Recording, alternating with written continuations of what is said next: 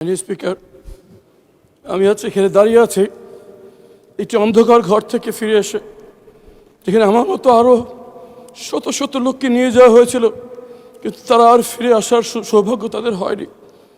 তাদের পক্ষ থেকে, তাদের পরিবারের পক্ষ থেকে একটি বিশেষ বিষয়ে আপনার দৃষ্টি আকর্ষণ, এই মহান সংসদের দৃষ্টি আকর্ষণ করতে যাচ্ছে। আমরা যারা গুমের শিকার, সে অন্ধকার ঘরে আমরা মৃত্যুর প্রহর গুনছিলাম। আমরা মনে নিয়েছিলাম এই অন্ধকার ঘরে আমাদের মৃত্যু হচ্ছে, হয় তারা আমাদেরকে হত্যা করবে, এখানে আমাদের মৃত্যু হবে। কথা বলার কেউ ছিল না আমাদের। কীট পতঙ্গ, পিঁপড়া, টিকটিকের সাথে কথা বলতাম। বাইরে বুঝতে পারতেন না বাইরে কি দিন না রাত। মনে হতো জীবন্ত কবর দিয়ে দেওয়া হয়েছে। মনে হতো যে মৃত্যুর থেকে হাজার গুণ ভালো। মনে করতাম যে আজকে রাতে হয়তো হত্যা করা হবে। এভাবে মৃত্যুর প্রহর যখন গুনছিলাম, একদিন রাতে ট্রেনে হিসছে যখন আমাকে সেখান থেকে বের করছে, আমি ধরে নিয়েছি এখন আমাকে হত্যা করা হচ্ছে। আমি সূরা ইয়াসিন পড়া শুরু করলাম যাদের মৃত্যুটা সহজ হয়, কিন্তু পরে জানতে পারলাম কিছু বাচ্চা ছেলে মেয়ে জীবন দিয়ে, চোখ হারিয়ে, পা হারিয়ে, ফ্যাসিবাদকে বিতাড়িত করে আমাদেরকে আবার দুনিয়ার আলো দেখার সুযোগ করে দিয়েছে। মানে এই সংসদকে যদি বলতে হয় তাহলে বলতে হবে মজলুমদের মিলন মেলা।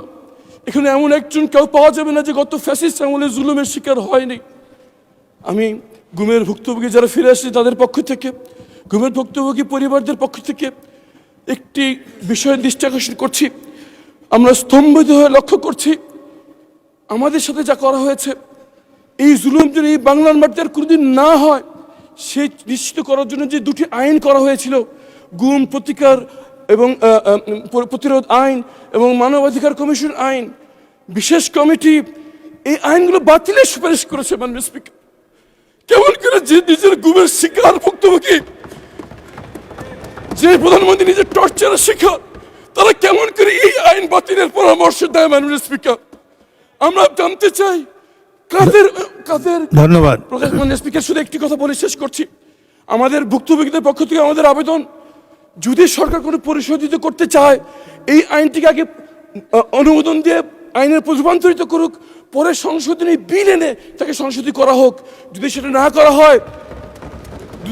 করা হয়, 12 তারিখ এই আইনটি বাতিল হয়ে গেলে 13 তারিখ গুমের কোনো সংজ্ঞা থাকবে না। ধন্যবাদ। মাননীয় আইনমন্ত্রী। মাননীয় স্পিকার, আপনার মাধ্যমে মাননীয় সদস্যকে সহমর্মিতা জানাচ্ছি, সমবেদনা জানাচ্ছি। যারা গুম হয়েছেন তারা কেউ আমার স্বজন, আমার ভাই, আমার বোন, আমার আত্মীয়, আমার প্রতিবেশী, আমার বাংলাদেশের মানুষ, আমার জিয়া পরিবারের সদস্য সহ বাংলাদেশের মানুষের তারা হৃদয়ের প্রতিবেশী। মাননীয় স্পিকার, ওনারা যেটা নিয়ে হইচই করছেন, ওনারা সেইটা আইনটা ভালো করে মনে হয় দেখেননি।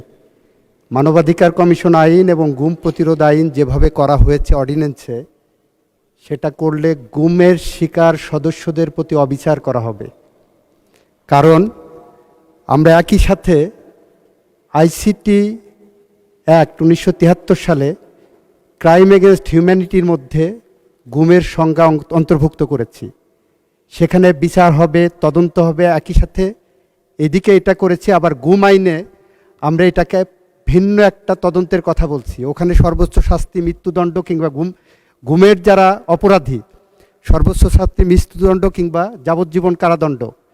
গুমের যে আইনটার কথা বলা হয়েছে অর্ডিন্যান্সে, সেখানে 10 বছর পর্যন্ত সাজা দেওয়ার সুযোগ রাখা হয়েছে। মাননীয় স্পিকার, মানবাধিকার কমিশন আইন যেটা করা হয়েছে, ওই আইনটা আমি যখন সময় আসবে আমি দেখাবো। এই আইনটা যদি রাখা হয় এইভাবে, তাহলে বাংলাদেশের মানবাধিকার লঙ্ঘনের শিকার মানুষজন অতিরিক্ত হয়রানি এবং মানবাধিকার লঙ্ঘনের শিকার হবেন। এই আইনের তদন্তের নামে যে টাইম ফ্রেমটা দেওয়া হয়েছে, যে কারণে আমরা বলেছি, আমরা বিশেষ কমিটিতে আলোচনা করেছি, উনি হয়তো ছিলেন না, প্রপারলি অ্যাপ্রেজড উইথ দ্য ফ্যাক্ট না।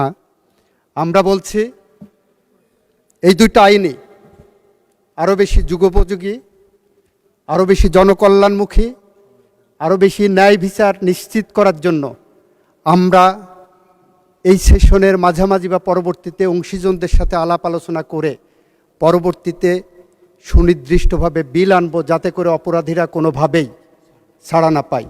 কারণ ব্যারিস্টার আরমান আমার ভাই, আমার স্বজন, আমার সহকর্মী। উনি দীর্ঘদিন ধরে যেভাবে গুমের শিকার হয়েছিলেন এবং এভাবে বাংলাদেশের 700-র বেশি মানুষ গুমের শিকার হয়েছিলেন, তাদের মধ্যে আমাদের মাননীয় স্বরাষ্ট্রমন্ত্রী এখানে আছেন।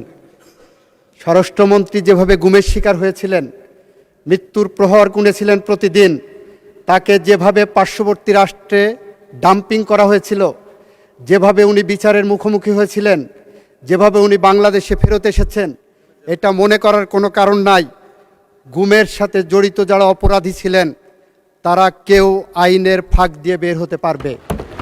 সে কারণেই আমরা বলেছি, গুমের আইনে যে সাজা প্রেসক্রাইব করছেন, গুমের আইনে যে তদন্তের পদ্ধতির কথা বলেছেন, আর আইসিটি অ্যাক্টে যে গুমের ক্রাইম এগেনস্ট হিউম্যানিটির কথা বলেছেন, দুইটার মধ্যে যাতে সাংঘর্ষিক কোনো অবস্থা বিরাজমান না থাকে, সে কারণে এই আইনগুলো আমাদের যাচাই বাছাই করা দরকার।